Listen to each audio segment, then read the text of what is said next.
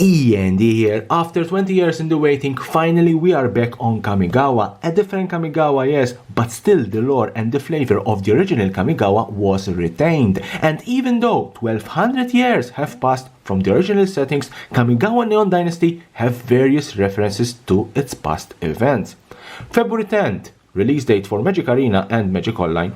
February 11th, tabletop released at our beloved LGS, and February 18th, the official launch party and full release.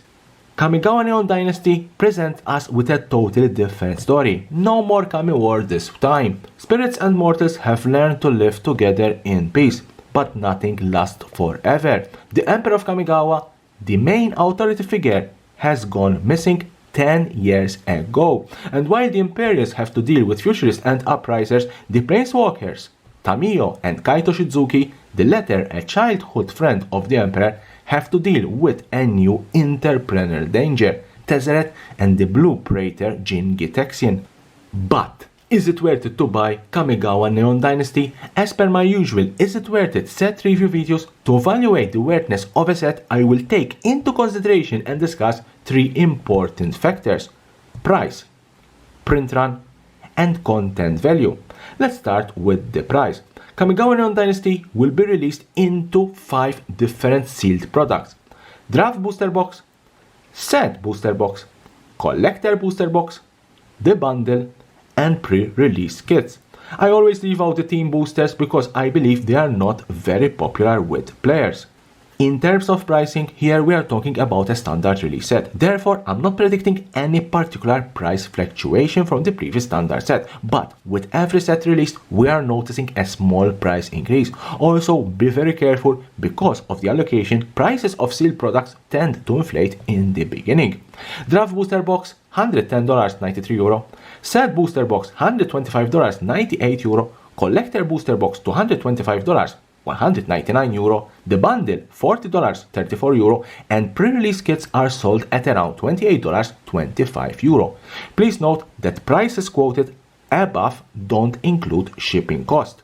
As you can see, normal prices for sealed product. Just as said, be extremely cautious with certain high prices, especially for set booster boxes, because of the allocation and sometimes shipping issues. My advice: don't buy at highly inflated prices. It's better wait a couple of weeks and buy at a cheaper price. You save some money.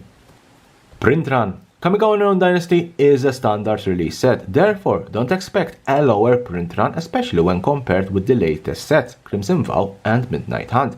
I would risk speculating that the print run of Neon Dynasty could be slightly higher. Print run of the set will be high, no doubt about it, but it's not unlimited. I always sustained that print run of Magic the Gathering sets are becoming relatively fixed. Wizard of the Coast, being a profit-making company, budgets and orders a certain amount of printed products and then release them in batches or waves. And once these are fully sold out, there could be only maybe a small reprint. And this is done only for one reason. It's not feasible in terms of cost to go back, set the printers and reprint again the same sets. And this is more noticeable in the collector booster boxes where supply is much tighter. Going back, reprinting a previous set will be a logistic nightmare and highly expensive. Content value. A small note here, the prices quoted are pre-release prices, therefore be wary as after the official release and mass boxes are cracked, prices of singles tend to drop. In terms of content value, the most desired and sought after cards from the set are, without any doubt, the new rare legendary lands. All of them will come in play untapped, will tap for a particular color, and all of them will have a channel ability which is reduced if you control legendary creatures. The most expensive one is Bozeo, who endures around $30, while the other 4 lands average a value of around $10. While we are talking about lands, Neon Dynasty will have its own cycle of full art lands, the Ukiyo Air basic lands. The lands on top highlights the beauty nature aspects of Kamigawa, while the bottom lands focus on the urban center. No doubt how breathtaking these are. Even though these are basic lands and can be found in all the 3 major products, not all of these are equal, and you aren't guaranteed to open a full art land in a set or draft booster. Why? Because only one in 3 set and draft boosters contains a full art basic land. Collector boosters, on the other hand, always contain a foil full art basic land. Neon Dynasty will have 4 new Planeswalker cards, 1 Planeswalker, Kaito Shizuki, and 3 familiar faces. The Wanderer, that we first saw on Ravnica in War of the Spark, the Evil Tezzeret, and now the completed Tamiyo. All of them have an average value of around $10–15. All of them will come in borderless versions, but Tamiyo Completed Sage will also have a third version, Phyrexian language, and no doubt that this version will be sought out and expensive. Current price around $50. It's not Kamigawa without the legendary Dragon Spirits, and Neon Dynasty will have a totally new cycle of powerful mythic legendary Dragon Spirits, 1 for each color, and all of them have a choice of 2 abilities when the creature dies. The most expensive one is Junji the Midnight Sky, valued at around $12–15, while the other 4 dragons have an average value of around $5–10. Neon Dynasty will not only have 9 mythic cards, 5 dragons and 4 planeswalkers, there are more. First and foremost, Jin-Gitaxian Progress Tyrant, one of the antagonists in this set, and a very powerful creature, valued at around $25. And because Jin-Gitaxian is a Phyrexian Praetor, you can also pull his Phyrexian language version, priced at around $45. Hitsugo Consumes All, one of the many double-face enchantment saga and one of the most powerful, can wipe the board, exile graveyards, and then transforms into a very nasty creature, valued at around $10. Kodama of the West 3, the last Kodama in the cycle. It's a very powerful 3-drop green creature, and thanks to its synergy with modified creatures can ramp as much as possible, valued at around $12.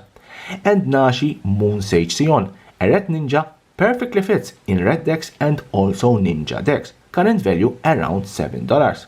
Kamigawa Neon Dynasty will also have some rare cards that I would keep an eye on them, especially Mirror Box, valued at around $10, Farewell, gorgeous artwork provided by Seb McKinnon, valued at around $5–6, Council Kirin, a Platinum Angel type creature equipment, valued at around $5, Lion Sash, in my opinion a creature that will see quite play in Standard, also valued at around $5, Hitsugo Devouring Chaos, not a very expensive rare card, but the very difficult to pull Neon Ink foil version of the card are quite expensive. The most rare one, the Neon Red, is currently valued at around $50. Last but not least, this set has a lot of references to Japanese anime, especially mecha. Just take a look at Mecha Titan. I really hope someone can put in play this enormous creature. Surely it will be fun. My verdict: is it worth it to buy Kamigawa Neon Dynasty? As always, for these type of is it worth it set review videos, I'm going to split my verdict into 3. Must box opening, or better known as flipping singles. Worth it 80%. Kamigawa Neon Dynasty is one of the few standard sets that I would risk and recommend a must box opening, only because of the highly sought out and expensive Phyrexian language Jin-Gitaxian and Tamiyo, plus the Neon Ink version of Hitsugo Devouring Chaos. Just as always, be cautious, because nowadays, with the high prices of sealed booster boxes, issues in distribution, and the continuous increase in shipping fees, mass box opening is becoming less and less profitable than ever. If you can buy your boxes at a cheap price, I would go for it. Otherwise, at the current standard LGS prices, I wouldn't think about a mass box opening. There is too much work to do for a misery return. Draft and play. Worth it 90%. All standard sets are usually fun to draft and play, and spending $30 for a draft is always worth it. Kamigawa Neon Dynasty is surely a fun set to play, but be prudent because of the high level of the set. There could be drafts where someone would have an unbeatable deck. As always, it's just a game, so have fun. Another important point to consider: because of the large amount of legendary permanents, the set has ideal cards for your commander decks, or maybe build a new commander deck around. Collecting and investing. Worth it 100%. Nowadays, investing in newly released sets and products have some risk. The main factor regarding investing and collecting was, is, and will be the supply.